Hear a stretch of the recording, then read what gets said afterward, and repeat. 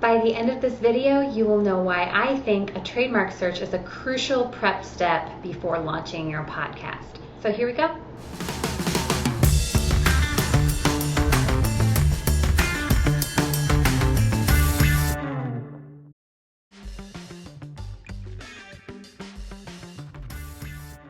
So how can a trademark search ultimately save you money and stress before launching your podcast? First, it'll tell you if somebody else is already using that name in connection with a podcast. Even if it's on a different subject matter, you could argue that by using it in connection with a podcast, there's potential for confusion. And if you've ever searched for a podcast on Apple Podcasts or Stitcher or any other apps, you know it can get confusing if you're looking for a podcast based on that podcast name. So again, reason number one, it'll tell you if someone else is already using the same name.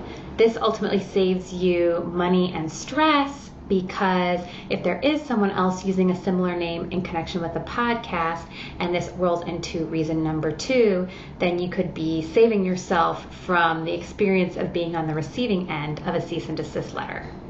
As you can imagine, it can be very stressful to be on the receiving end of a cease and desist letter. And if you have a trademark search done on the front end so that you know whether or not there is someone else using a name similar to yours in connection with a podcast, that can save you the stress of automatically finding yourself on the defensive and having to scramble and, yes, pay perhaps an attorney to handle this cease and desist letter.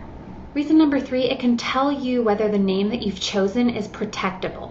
So let's say there is someone else using a name similar to yours in connection with a podcast. In fact, let's say there are 10 others using a name similar to yours. By using that name, it's hard for you to police or protect your name from use by others if there are already 10 others. So a trademark search can tell you, okay, the extent to which the name is used by anyone else and whether you will have a hard time protecting your name, your chosen name, from use by someone else in connection with a podcast.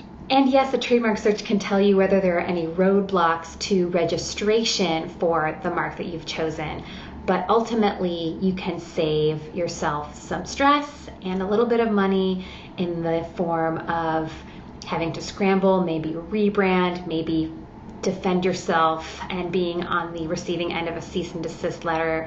And from a value standpoint, choosing a name that is protectable, all by having a trademark search performed.